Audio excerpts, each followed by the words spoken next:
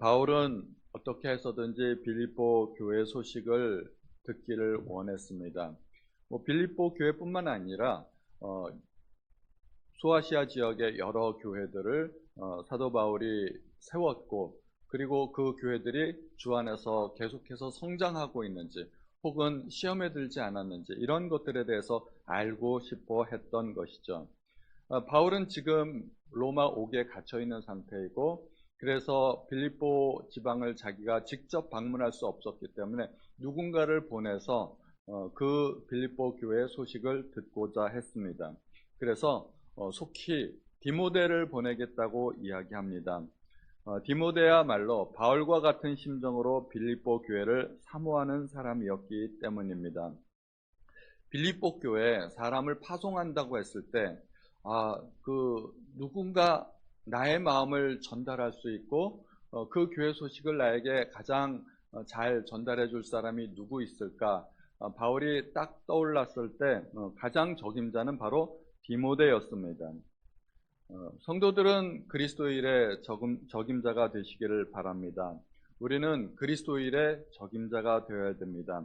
하나님께서 우리에게 각자에 주신 능력과 은사를 발휘해서 우리 교회에서 뭔가 이 일을 할 사람이 필요한데, 그랬을 때 가장 먼저 떠오를 수 있는 사람, 그분이 이 일을 했으면 좋겠다, 이렇게 딱 떠오르시는 분들이 우리 성도님들이 모두 되시기를 바랍니다.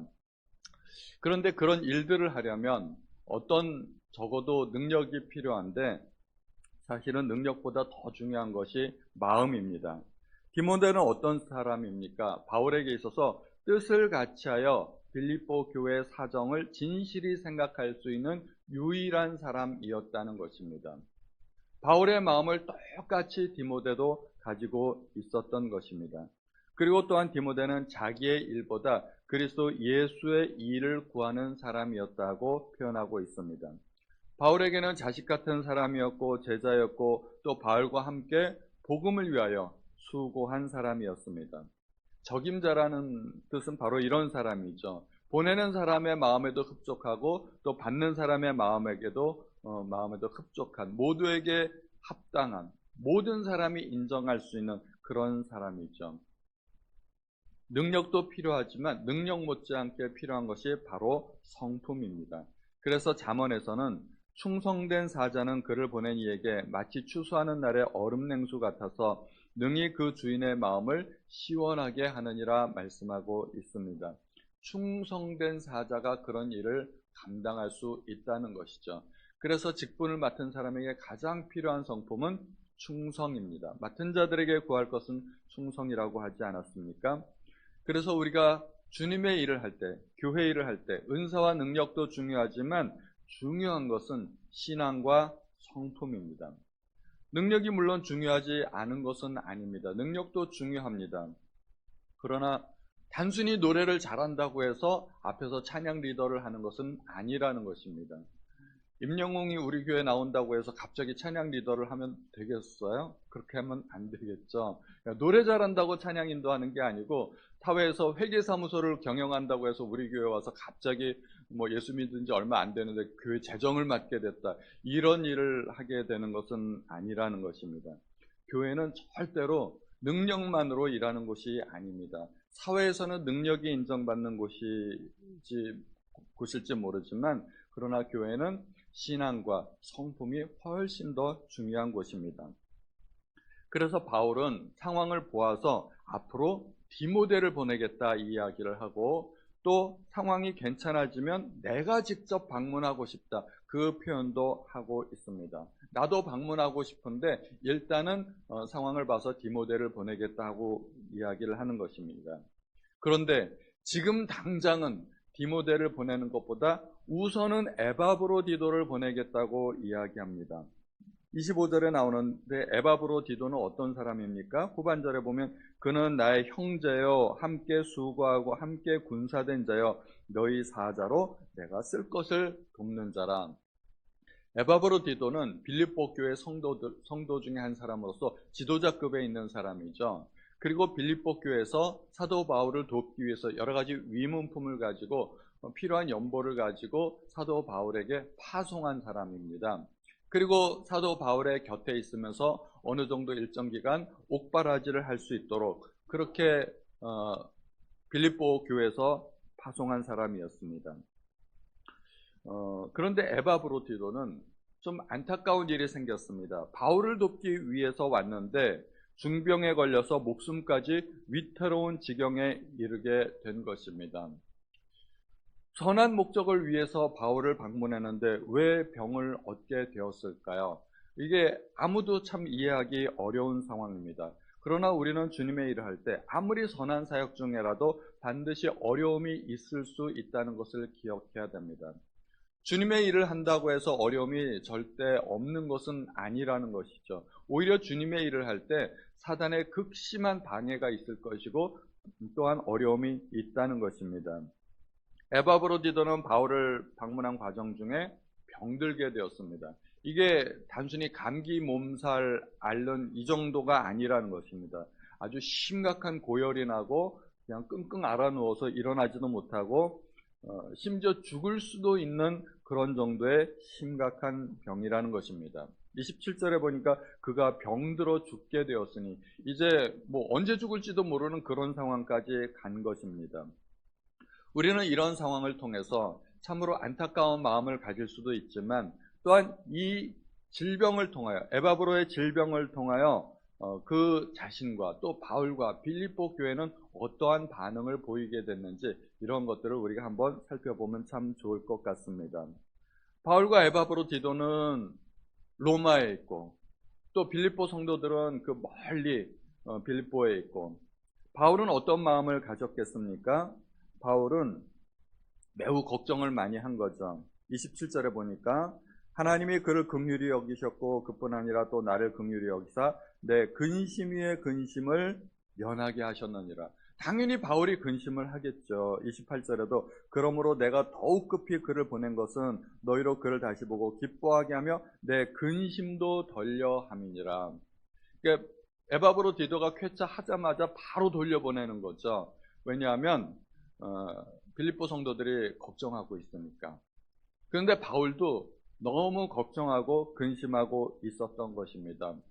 왜냐하면 에바브로디도가 이 멀리까지 온 목적은 바울을 돕기 위해서, 바울이 생각하기에 나를 돕기 위해서 여기까지 왔는데 여기까지 와가지고 저렇게 중병을 얻었으니 바울의 입장에서 얼마나 또 미안하겠어요. 미안한 마음이 있죠. 여기 오지 않았으면 저런 중병을 얻지 않았어도 될 텐데, 그리고 만약에 거기서 목숨을 잃는다면 그건 정말 더할 나위 없이 큰 사건이 되는 거죠. 바울의 마음속에 큰 짐을 갖게 될 것입니다. 그래서 바울은 굉장히 근심하고 걱정했습니다. 그런데 에바브로디도는 또 어떤 마음을 가졌겠어요? 자기가 바울을 돕기 위해서 여기까지 왔는데 지금 상황은 바울을 돕기보다는 오히려 바울에게 짐이 되고 있는 상황입니다. 그러니까 에바브로디도의 마음속에는 또 바울에게 대한 굉장한 미안함이 있는 거죠. 내가 빨리 나아야 되는데, 내가 빨리 나아서 우리 바울 선생님께 짐이 되지 말아야 되는데, 서로 이러한 생각을 하고 있는 거예요. 바울은 에바브로디도를 걱정하고 에바브로디도는 바울에 대한 걱정을 하고 있고, 이게 바로 성숙한 성도들의 모습이 아니겠나 그렇게 생각이 됩니다. 성숙과 미성숙의 차이 여러 가지로 볼 수 있지만 책임을 전가하는지 아니면 내 책임이라고 생각을 하는지 그런 것들을 보면 알 수가 있는 것이죠. 서로 누구를 위해서 걱정합니까? 서로를 위해서 걱정합니다. 그런데 에바브로디도가 병들었다는 소식을 빌립보 교회가 듣게 되었습니다. 빌립보와 로마는 직선거리로 약 1050km 정도 떨어져 있다고 합니다. 대단히 먼 거리입니다. 당시에는 전화도 없고 모든 연락을 어떻게 했겠습니까? 다 인편으로 왔다 갔다 했는데 그들은 서로 이렇게 긴밀하게 연락하고 있었다는 것입니다. 에바브로디도가 병들었다는 소식을 어떻게 전했는지 모르지만 하여튼간 빌립보 교회가 듣게 되었습니다. 빌립보 교회는 에바브로디도의 소식을 듣고 또 많은 염려를 하게 됩니다.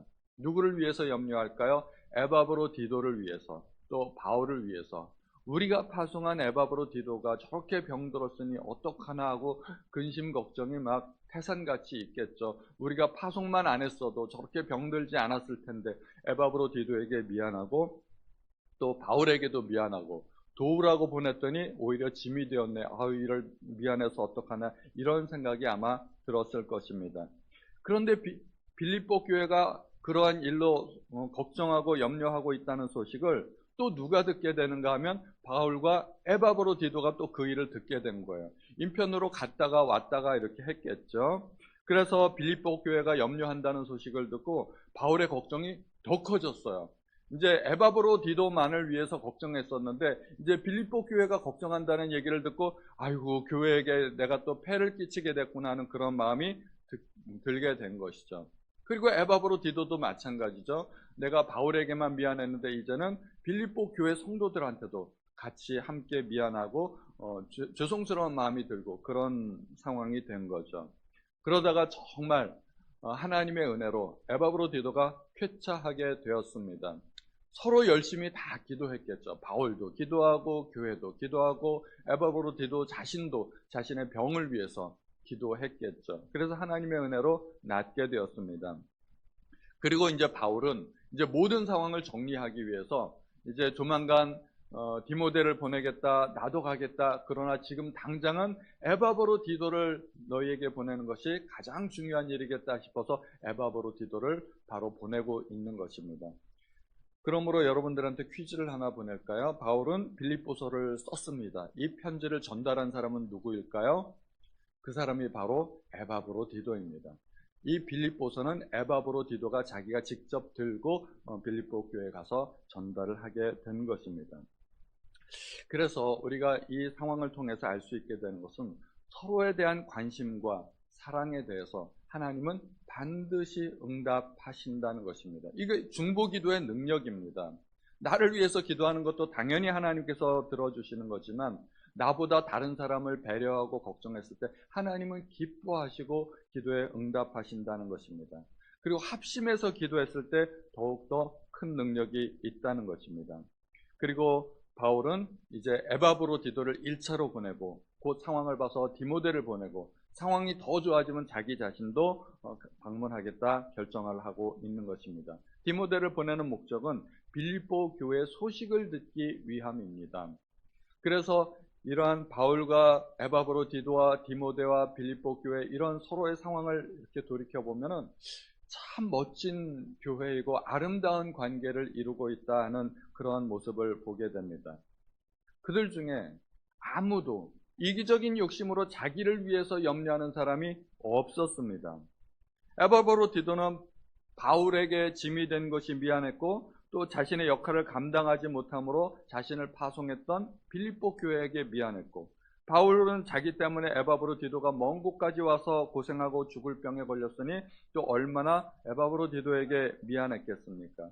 또 에바브로디도를 파송한 빌립보 교회에도 미안하고 또 빌립보 교회는 바울을 도우라고 에바브로디도를 보냈더니 짐만 되었기 때문에 바울에게 미안하고 에바브로디도를 멀리까지 고생스럽게 보냈더니 죽을 병에 걸려서 고생시킨 것에 대해서 또 미안하고 이렇게 바울과 에바브로디도와 빌립보 교회가 서로를 사랑하고 배려하는 그런 모습을 보게 되는 것입니다. 아름다운 교회, 좋은 교회, 이런 교회는 어떤 교회일까요? 자기를 살피기 전에 남들의 입장을 먼저 배려하고 살피는 것입니다. 그래서 성숙한 사람은 항상 남의 눈치를 보고 남을 배려하는 사람입니다. 내가 이렇게 행동하면 다른 사람들에게 해가 되지 않을까? 폐가 되지 않을까? 이런 걱정을 먼저 하는 사람이죠. 그리고서 교회에서 모든 관심은 나보다 교회에서 혹시 보살핌을 받지 못하거나 혹은 도움이 필요한 사람은 없을까 하고 주변을 돌아보는 그러한 사람입니다. 우리는 본능적으로 어떤 사람과 만나기를 좋아합니까? 나랑 친한 사람, 그리고 나에게 도움이 되는 사람. 우리는 밥을 먹어도 그런 사람들과 같이 밥을 먹는 것이 훨씬 더 재미있고 유익합니다. 나랑 잘 모르는 사람하고 같이 밥을 먹으면 굉장히 부담스럽죠. 그리고 많은 노력을 쏟아 부어야 됩니다. 어떻게든지 친해지려고 노력해야 되는데, 그런데 성숙한 교회는 그런 교회가 아니라는 것이죠.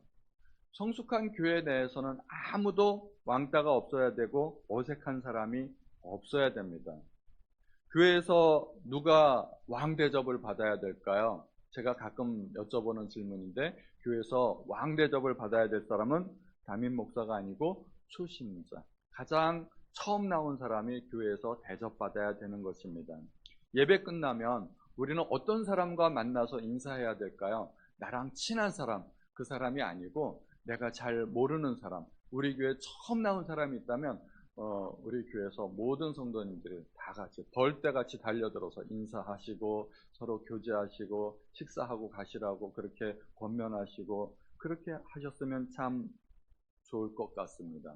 좋은 교회는 끼리끼리 나랑 친한 사람, 여기 서너 명, 저기 서너 명, 저기 두 명, 그리고 처음 나온 사람은 나 홀로, 이런 교회는 절대로 좋은 교회가 될 수 없다는 것입니다. 그리고 우리는 다른 사람을 섬기기 위해서 내가 할 수 있는 일이 무엇인지 찾아보아야 됩니다. 남을 생각할 수 있는 사람이 양보할 수 있고 배려할 수 있기 때문입니다. 제가 예전에 우리 교회 식사 시간에 있었던 일을 잠깐 말씀드리면, 우리 교회는 식단이 매우 풍성한 교회 아닙니까? 여전도에 그 모토가 있죠. 우리는 밥으로 승부한다. 여전교회 모토인 것 같아요. 그래서 우리 교회 점심시간에 보면 식단이 굉장히 풍성합니다. 어떤 교회에서도 우리 교회 같은 그런 식단을 본 적이 없습니다. 예전에 여전도에서 계란말이를 준비했더라고요. 큼지막하고 먹음직스러운 그런 계란말이인데, 그런데 우리 교회에서는 반찬이 부족한 적이 거의 없어요. 항상 풍족하기 때문에 남으면 싸가고 그렇기 때문에 부족한 적이 없는데, 그날 보니까 계란말이가 다 떨어진 거예요. 뒷사람이 계란말이를 못 가져갔어요. 왜 그런가 보니까 그 계란말이를 워낙 큼지막하게 썰어가지고 1인당 하나씩만 가져가면 되는데 앞사람이 2개씩 갖고 간 거예요. 제가 보니까, 밥 드면서 보니까 앞에 사람이 2개 혹은 3개, 뭐 밥하고 비슷한 정도로 그렇게 퍼가더라고요. 뭐 째째하게 먹는 것 가지고 그러느냐 이렇게 따질 수도 있겠지만, 신앙은 어디서 드러날까요? 신앙은 사소한 데서 드러납니다. 뭐 아브라함처럼 아들을 바쳐야 꼭 신앙이 드러나는 것은 아니라는 것입니다. 그러니까 하나님을 위해서 뭔가 대단한 일, 큰 일 하겠다고 결심하지 마시고, 내가 정말 작은 일에서 내 신앙을 드러내겠다 이렇게 생각하시면 그것이 훌륭한 일입니다. 작은 차이가 명품을 만든다고 하지 않습니까? 나의 작은 행동이 하나님을 기쁘시게 할 수 있다는 것입니다. 예전에 2차 대전 중에 연합군과 독일군이 한참 전투가 벌어졌습니다. 그리고 전투 중에 잠깐 소강 상태가 되었는데, 그때 이제 다음 전투를 준비하는 거죠. 탄약도 챙기고 필요한 사람 화장실도 가고 목마른 사람 물도 마시고. 그런데 물을 마시려고 보니까 부대원들의 수통에 물이 다 떨어진 거예요. 전투가 지속되다 보니까 수통에 물이 다 떨어졌습니다. 물을 떠오려면 이 아군과 적군 사이에 우물이 하나 있는데 거기에서 물을 떠와야 되는 겁니다. 얼마나 위험하겠습니까? 근데 다들 목이 말라가지고 갈증에 지쳐 있는데, 그래서 제비를 뽑아서 한 명을 정해서 물을 떠오게 하고 나머지 부대원들이 이제 엄호 사격을 해주기로 했습니다. 막 이쪽에서 사격을 해줘야 저쪽에서 함부로 사격을 못하니까.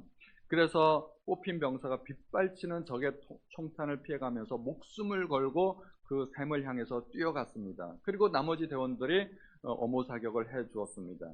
그리고 다행스럽게 그 병사는 수통 하나에 물을 가득 채워가지고 떠올 수 있었습니다.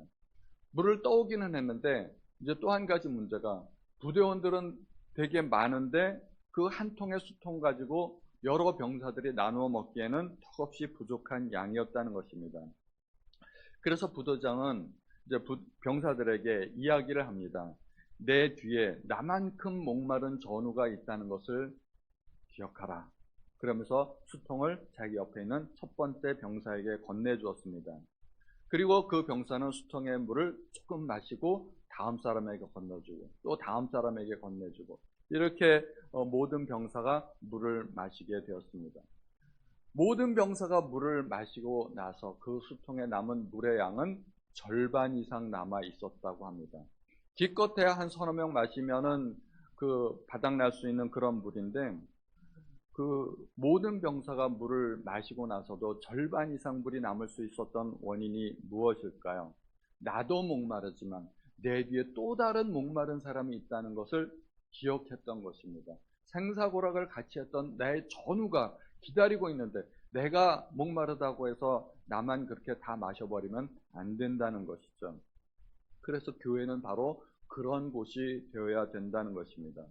남을 배려하는 사람은 교회에서 어떻게 행동하겠습니까? 물건을 써도 항상 다른 사람을 위해서 제자리에 갖다 놓기도 하고, 그리고 교회 바닥에 휴지가 떨어져 있다든가 그러면 그런 거 하나도 누군가 하겠지 하고 생각하지 않고 이것을 내 일이라고 생각하고 내가 줍는 사람. 그리고 제가 볼 때는 식사 시간에도 설거지하는 사람들을 배려하면 잔반을 남기지 않고 자기가 필요한 만큼만 떠다 먹는 사람이, 그러한 것들이 바로 남을 배려하고 성숙한 신앙이 아닐까 하겠습니다. 그러한 교회는 절대로 원망과 시비가 있을 수 없을 것입니다. 바울이 빌립보 성도들에게 부탁하는 것, 모든 일을 원망과 시비가 없이 하라. 자기보다 남을 생각하는 그런 공동체에서 어떻게 원망과 시비가 있을 수 있겠습니까? 조이 선교회라고 하는 그런 선교단체가 있습니다. 조이, 기쁨이라는 뜻도 있지만 원래 그 글자는 Jesus first, others second, you third의 뜻이 있다고 합니다. 예수님 첫 번째, 남들은 두 번째, 당신은 세 번째. 그 머리 글자가 참 좋은 것 같습니다. 우리 교회는 예수님이 기뻐하시는 교회, 그리고 나보다 남을 먼저 생각하는 교회, 그런 교회가 될 수 있기를 예수님의 이름으로 축원드립니다. 이 시간에 우리가 함께 통성으로 한 번 더 기도하겠습니다. 하나님, 나에게도 성숙한 신앙을 허락하여 주셔서 나의 입장을 생각하기 전에 다른 사람을 먼저 생각하고 다른 사람을 배려하고 다른 사람을 먼저 사랑하는 그러한 사람 되게 해주십시오. 우리 하나님께 주여 한번 부르시고 통성으로 기도하시겠습니다. 주여, 하나님 아버지, 오늘도 귀한 예배 허락하여 주셔서 하나님 앞에 감사드립니다. 아버지, 예배를 통하여 하나님께서 영광 받으시고 하나님께서 저희에게 원하시는 것이 무엇인지 우리가 깨달아 알아갈 수 있도록 아버지 도와주시옵소서. 우리 교회는 하나님께서 기뻐하시는 교회, 하나님께서 영광 받으시는 교회가 되기를 원합니다. 우리 중에 아무도 나를 먼저 생각하지 않고 하나님, 남을 나보다 먼저 생각하는 그러한 교회, 그러한 성도님들 될 수 있기를 원합니다. 아버지 도와주시옵소서. 아버지, 우리 성도 중에는 성숙한 교회가 될 수 있도록 아버지 도와주시기를 간절히 원합니다. 하나님, 이 특세 기간 동안에 우리가 남을 위해서 기도하고 하나님, 다른 사람을 위해서 중보하는 시간이 될 수 있도록 도와주옵소서. 하나님, 우리가 다른 사람을 위해서 기도할 때 하나님께서 우리의 기도에 반드시 응답하여 주실 줄로 믿고 하나님 앞에 감사드립니다. 아버지, 특세 기간에 하나님의 능력을 경험하는 귀한 시간이 될 수 있도록 아버지 도와주시옵소서. 하나님 아버지 감사합니다. 바울과 에바브로디도와 빌립보 교회 성도들의 이 아름다운 관계와 모습을 통해서 저희가 참으로 도전을 받고 많은 교훈을 배우게 됩니다. 하나님, 우리 송도 좋은 교회는 나보다 남을 먼저 생각하고 다른 사람을 배려하는 교회, 그리고 성도님들 될 수 있도록 도와주옵소서. 하나님께서 기뻐하시는 하나님의 마음의 기쁨이 되는 그러한 교회 되기를 간절히 원합니다. 하나님 함께하여 주옵소서. 모든 말씀 우리 주 예수님의 이름으로 기도하였습니다. 아멘.